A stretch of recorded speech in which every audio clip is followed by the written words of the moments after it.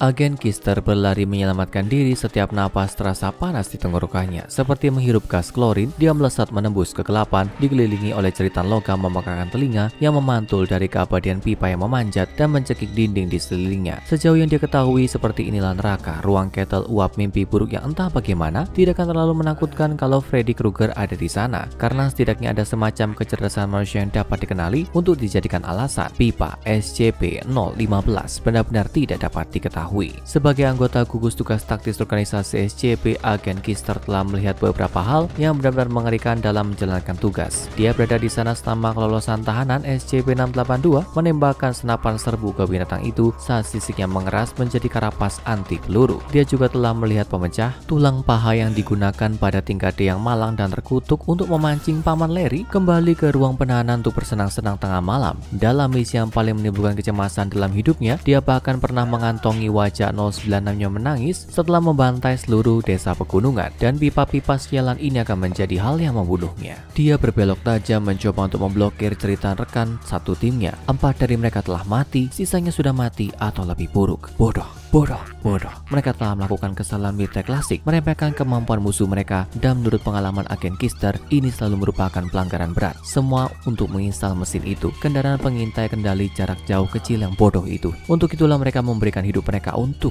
Agen Kister mencoba melupakan ingatan wajah Agen Montgomery. Monty adalah anggota termuda dari tim, 28 tahun, misi besar pertamanya ke jantung skip. Kister ingin mengingat bagaimana dia pertama kali melihatnya. Greenhorn bermata cerah, siap melindungi umat manusia dari kengerian yang ada dalam kegelapan. Tapi dia yang pertama pergi ketika semuanya mendapat FUBAR. Itu adalah pipa yang lebih kecil yang mengenai Monty. 4 dari mereka menembak, menusuk paru-paru dan jantungnya, menjepitnya di tempat. Bahkan kalau mereka mencoba untuk memotongnya, dia akan mati. Dia batuk darah dan menjadi seputih hantu lebih cepat dari yang pernah kamu bayangkan. Kister tidak akan pernah lupa untuk sedikit waktu yang tersisa untuk hidup, pemandangan mengerikan dari cahaya meninggalkan mata anak itu. Dan semua ini karena salah satu dari mereka tersandung salah satu pipa saat keluar dan merusaknya. Misi sudah dilakukan, sungguh cara yang mengerikan dan sia-sia untuk mati. Kister ditarik dari pikirannya yang sakit oleh rintangan yang tiba-tiba menghalanginya. Sebuah pipa besar yang menjulang tinggi yang tampak seperti pilar daging, ditutupi dengan mata bulat yang menatap. Pikiran itu terlintas di benaknya. Tuhan, pipa-pipa ini benar-benar dapat dibuat dari apapun. Dia melihat ke bawah dan melihat serangkaian pipa karet merayap ke arah kakinya di tanah seperti ular. Sudah waktunya untuk berlari lagi. Tapi berapa lama kamu bisa lari saat lokasi sekitarmu mau kamu mati? Mereka seharusnya mengirim mole rats untuk pekerjaan seperti ini. Konfigurasi ulang pipa yang tak terhingga mengubah tata letak gudang di sekelilingnya, membuat pelarian tampak semakin tidak mungkin. Saat itulah dia mulai memikirkan hal buruk yang terjadi pada Agen Green. Ketika 015 berubah menjadi musuh, mereka harus segera berlari. Itu tidak berbeda dengan menjadi patogen di dalam tubuh yang hidup. Kamu mulai membuat masalah dan sistem kekebalan tubuh akan menyerangmu. Dan salah satu mekanisme paling umum untuk tubuh yang melawan virus adalah demam, peningkatan suhu yang tiba-tiba membakar ancaman. Kelompok itu berbalik dan berlari ketika pipa mulai berputar ke arah mereka. Agen Green panik dan mulai memukul pipa di sekelilingnya dengan tangannya. Naluri pertama adalah menembak, tapi tidak ada senjata yang diizinkan di dalam gudang SCP-015. Itu bereaksi keras terhadap segala jenis alat yang dibawa ke dekatnya. Beberapa agen dan peneliti yang sudah mati dapat memberitahumu semua tentang ini kalau mereka tidak melakukan kesalahan yang sama. Tapi ketika segalanya sudah kacau, itu membuat mereka tak berdaya. Agen Green segera dimasukkan ke dalam kotak, dikurung oleh kisi-kisi pipa dalam berbagai ukuran. Dia berusaha mati-matian untuk mendorong mereka keluar dari jalan dan membuat jalan keluar. Tapi suara mendesis semakin keras saat pipa mulai menyala merah di sekelilingnya. Lagi pula saat tubuh perlu berurusan dengan benda asing yang bermusuhan, itu membakar ancaman tersebut. Kister berharap dia bisa menghilangkan ratapan mengerikan yang dibuat oleh Agen Green ketika panas di dalam kandang pipanya menjadi tak tertahankan. Rasanya seperti melihat manusia terperangkap di dalam perangkap serangga raksasa. Kulitnya menjadi hitam dan hangus, dan segera setelah itu panasnya naik ke tingkat yang sangat gila sehingga Agen Green menjadi abu di tungku pipanya. Tapi Kister tidak bisa tinggal. Dia terus berlari melompati pipa panjang compang-camping yang terbuat dari rambut manusia yang bau. Tempat mengerikan ini berbau oli motor, jamur, dan kematian. Tapi mungkin persepsi itu diwarnai oleh hal-hal buruk yang dilihatnya di sini. Lalu itu lagi, jeritan tersedak mengerikan itu datang dari dalam pipa. Agen Box Sungguh mimpi buruk mendengarnya menjerit seperti itu. Box adalah salah satu pria paling tangguh yang pernah ditemui Kister. Dia membimbingnya saat dia pertama kali menjadi anggota GTT. Ada Box di tim berarti pengalaman, itu berarti keselamatan, itu berarti segalanya akan berjalan baik. Kister telah melihat Box menatap beberapa skip paling mengerikan yang bisa dibayangkan dan bahkan tidak bergeming. Namun disinilah dia menjerit dan menangis seperti anak yang terluka di dalam pipa. Box adalah orang berikutnya yang diambil saat dia dan Kister berlari dalam kegelapan mencoba mencari jalan keluar. Mereka melewati sebuah pipa besar yang terbuat dari bahan yang lembut seperti busa. Rangkaian di sisi pipa telah terbuka dan jalinan tentakel yang menggeliat masing-masing berduri dengan duri seperti batang rumpun mawar. Mereka menyelubungi agen Box, menggores kulitnya yang lapuk. Dia tersentak kesakitan, tidak bisa berteriak. Itu terjadi begitu cepat. Bahkan sebelum Kister sempat menangkapnya, dia ditarik ke dalam pipa dan disegel di belakangnya. Dan saat itulah teriakan benar-benar dimulai oleh agen Box yang malang. Kister berharap demi dia akan mati segera. Diselimuti kabut pikiran gelapnya, agen Kister berbelok ke tikungan dan merasa dingin. Logam keras tiba-tiba bertabrakan dengan wajahnya, mematahkan hidungnya dengan suara keras yang tidak menyenangkan. Dia telah dijegal oleh pipa rendah yang belum pernah ada sebelumnya dan sekarang dia berbaring telentang, wajahnya kesakitan. Pikiran dan perasaan berkecamuk. Dia melihat ke dalam jaringan pipa yang tampaknya tak terbatas yang berkelok-kelok di udara di atasnya. Dia benar, sebelumnya dia tahu itu. Tempat itu adalah neraka. Itu akan menjadi tempat peristirahatan abadinya. Tiba-tiba wujud baru yang sangat besar bergerak ke angkasa di atasnya. Sebuah pipa besi kuno berkarat yang terlihat lebih tua dari gudang yang menampung seluruh kekacauan ini. Tepat di atasnya ada katup besar yang terpasang di perut pipa. Dia menyaksikan tak berdaya saat katup membuka sendiri dengan jeritan dan massa gelap yang besar mengalir keluar darinya ke tubuhnya. Berat yang tiba-tiba, kehangatan yang tiba-tiba, suara dan gerakan dan cangkar kecil yang menggaruk. Tikus,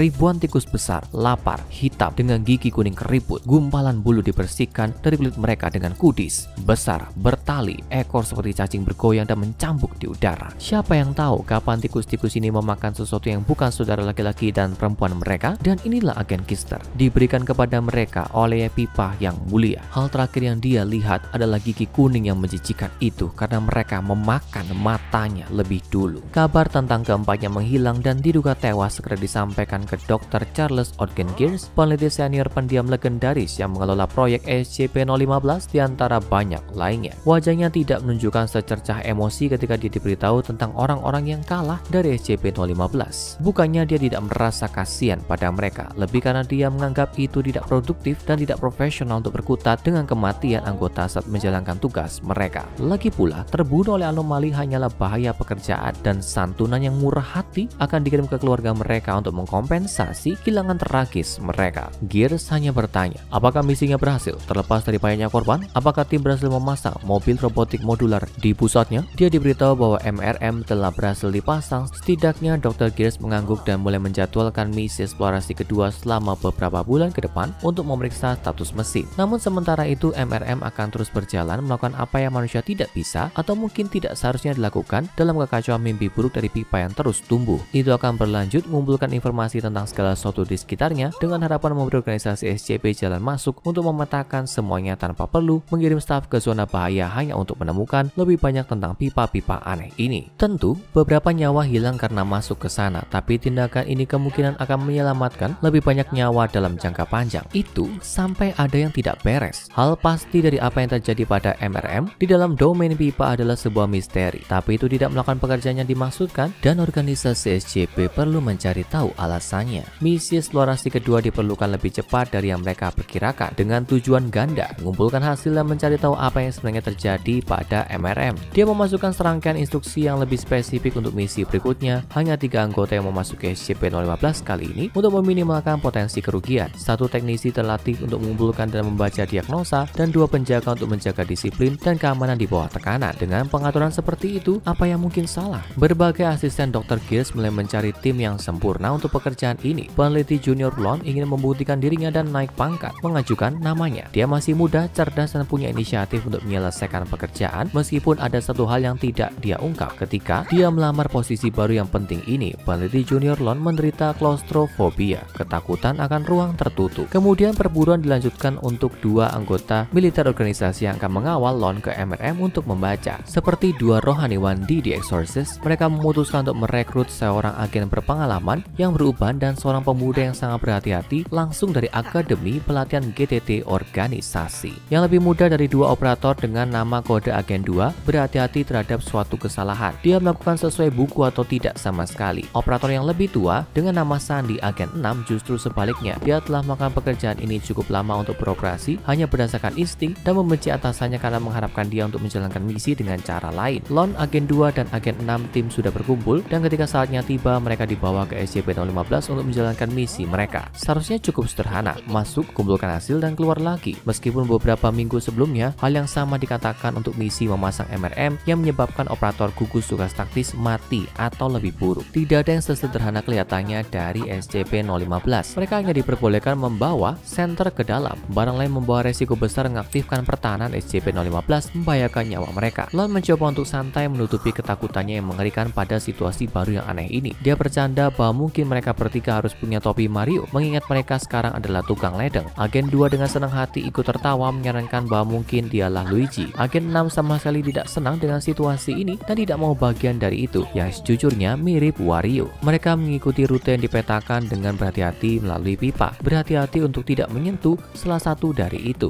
Lagi pula kamu tidak pernah tahu apa yang bisa mengaktifkan SCP-015. Agen 6 tidak berbagi kesenangan atau fokus mereka. Faktanya dia membenci mereka dan situasi ini. Dia mengira Lon dan Agen 2 adalah sepasang anak-anak yang ketakutan dan gelisah yang bersedia membeli apapun yang diberikan organisasi kepada mereka. Dia tidak percaya bahwa SCP-015 hampir sama berbahayanya dengan yang mereka katakan. Kemungkinan besar mengetahui orang-orang terpelajar di atas mereka hanya tidak ingin orang yang bertindak seperti dia merusak mainan kecil mereka yang berharga saat melakukan misi atas nama mereka. Semua ini adalah lelucon besar dan bodoh. Saat mereka merunduk dan berkelok-kelok melalui batas-batas SCP-015, ketegangan di antara mereka semua tumbuh dengan tenang. Senter mereka bermain di sepanjang pipa, mengungkapkan berbagai bentuk, ukuran, komposisi, dan bahan yang gila di sini. Kayu, baja, daging, tulang, kaca, abu, granit, dan banyak lagi. Namun tidak ada pipa yang terbuat dari bahan pembuat pipa standar seperti timah, plastik PVC, atau tembaga. Itu tidak dapat disangkal aneh, tapi ketika kamu bekerja dengan SCP cukup lama, kamu belajar untuk berhenti mengajukan pertanyaan tentang bentuk aneh yang lebih kecil yang melekat pada anomali. Komposisinya semakin sempit saat mereka masuk lebih dalam ke gudang. Lon merasakan kecemasan seperti sebuah tangan mencengkeram tenggorokannya dan meremasnya, tapi tetap berusaha menyembunyikannya. Agen 6 yang terbesar di antara mereka hampir terjebak beberapa kali, mencoba merangkak ke ruang yang terlalu sempit untuknya. Dia merasa ingin membunuh Lon ketika dia membuat perbandingan dengan Winnie the Pooh dalam prosesnya. Ketika mereka mencapai MRM itu memberi mereka kelegaan sesaat. Perjalanan sudah setengah jalan, tapi kenyamanan itu dengan cepat terganti dengan melihat apa yang terjadi sebenarnya pada MRM. Itu telah ditusuk oleh sebuah pipa dan pipa-pipa baru telah tumbuh melalui dan keluar darinya secara efektif memasangnya di tempatnya. Hal ini menyebabkan perdebatan langsung di antara kelompok tentang satu masalah utama. Apakah ini berarti bahwa MRM sekarang secara teknis merupakan bagian dari pipa? Dan selanjutnya, akankah pipa merasa perlu untuk membela diri kalau data diambil dari MRM untuk mengirimkan bacaan kembali ke para peneliti di lokasi 17? Sementara Lon dan Agen 2 dengan hati-hati mendiskusikan masalah ini, Agen 6 kehilangan kesabaran dan memutuskan untuk menunjukkan kepada dua anak bodoh ini bagaimana hal itu dilakukan. Dia mengklaim bahwa mereka berdua mengkhawatirkan organisasi konyol dan mereka tidak berpengalaman dan cukup mudah tertipu untuk percaya, seolah-olah sekelompok pipa aneh ini benar-benar berbahaya. Itu seperti bagaimana setiap 6 anomali tampaknya ada satu yang mampu mengakhiri dunia. Ini semua adalah ketakutan omong kosong yang berlebihan. Dan untuk membuktikan bahwa dia tidak hanya bicara, Agen 6 membuka paksa bagian atas MRM dan mengeluarkan kartu data yang tampaknya tertutup semacam cairan kental dan tidak enak dari pipa yang menembus perangkat. Tetap saja dia mendapatkan apa yang mereka mau. Dia bisa saja melakukan semua ini sendirian tanpa sepasang tukang ngompol ini. Dia mengecek dan berkata, "Anak-anak, saya tidak tahu bagaimana kalian bertahan hidup." Tapi dia seharusnya tidak berbicara begitu cepat. Pipa besar yang bahkan tidak disadarinya sedang terbuka di bawah kakinya dan beberapa detik kemudian dia terbenam hingga bahunya di dalamnya. 6 mulai mengeluarkan cerita yang paling mengerikan yang pernah kamu dengar, dan ketika Agen 2 dan Lon berlari untuk mencoba membantunya, mereka menyadari alasannya. Pipa di bawah Agen 6 dipenuhi dengan besi cair yang mengalir. Pada saat mereka menarik Agen 6 keluar, Agen 6 dari bahu ke atas, mengingat hanya itu yang tersisa, dia sudah mati. Dan meskipun penyerang sebenarnya telah dihancurkan, SCP-015 belum selesai. Itu siap untuk membersihkan rumah saat Agen 2 dan Lon berusaha melarikan diri. Beberapa pipa setinggi mata di sekitar mereka meledak, menembakkan kaca kristal ke wajah mereka, memotong kulit dan mata mereka. Tapi mereka harus terus berlari meskipun kesakitan kalau mereka ingin bertahan dan keluar. Mereka berdua berlari, suara-suara mengerikan dari pipa-pipa yang berputar dan pecah menderu-deru di belakang mereka. Pipa-pipa yang terbuat dari duri dan dan tulang mulai tumbuh menghalangi jalan keluarnya sampai mereka terjebak. Lon memanfaatkan tubuhnya yang kecil, mampu merangkak melalui celah di pipa ke ruang yang bersebelahan. Dua diberi kejutan yang mengerikan ketika sebuah pipa meledak di dekat tangannya, menghujani dagingnya dengan kotoran yang tebal dan korosif. Tangannya meleleh di pergelangan tangan. Saat Lon meminta bantuan di ruang kecil dan sempit tempat dia terkunci, dua lari untuk mencoba mencari jalan keluar di mana dia bisa membawa lebih banyak orang untuk membantu mereka. Tapi sudah terlambat bagi Lon yang malang. Zat kental seperti madu mulai mengalir ke dalam ruangan, menjijikan karena rasa sakarnya yang kuat dan kekentalannya. Ruangan itu tampak semakin kecil saat Lon menjerit dan tingkat madu naik. Akhirnya itu menjadi lebih tinggi dari yang bisa dijangkau oleh mulut dan hidungnya. Dia mengeluarkan degukan terakhir yang mengerikan dan kemudian dia mati, terkubur selamanya di antara pipa-pipa. Agen 2 terus berlari, senternya mulai mati, tapi dia tidak peduli saat matanya mengeluarkan darah dari pecahan kaca dan apa yang tersisa dari tangannya menetes dari ujung pergelangan tangannya yang bergerigi. Yang bisa dia lakukan hanyalah terus bergerak maju. Dia terengah-engah dan menjerit dan tersandung dalam kegelapan sampai dia tersandung sesuatu yang tidak dia sadari dan terlempar ke depan. Dia jatuh ke mulut pipa yang menganga di dekatnya, dikelilingi oleh cairan yang tidak terlihat dan tidak dapat diketahui saat dia jatuh lebih jauh ke dalam kegelapan yang tampaknya tak terbatas. Terlalu gelap untuk dilihat dan terlalu sempit untuk bergerak kemanapun kecuali lurus ke bawah. Yang bisa dia lakukan hanyalah berteriak dan menjerit sampai suaranya serak dan tenggorokannya berdarah, meskipun tidak ada seorang pun di sana untuk mendengar tangisannya. Beberapa hari kemudian, ketika kulitnya mulai terkelupas, itu hampir disambut. Dr. Gears kemudian menerima berita tentang misi yang gagal secara tragis ini dan 3 operator sekarang dinyatakan hilang karenanya. Dia menghela nafas dan menulis laporannya tentang masalah ini ditutup dengan kalimat data dianggap tidak penting mengingat staf yang hilang. Tinjauan tingkat klasifikasi SCP-015 disarankan. Sekarang tonton SCP-049 Rebus, Orak-arik, dan Goreng, cerita dokter wabah dan apa yang terjadi sebenarnya dengan Mayor Alexei Belitrov SCP-2273 untuk cerita yang lebih mengerikan dari file organisasi SCP.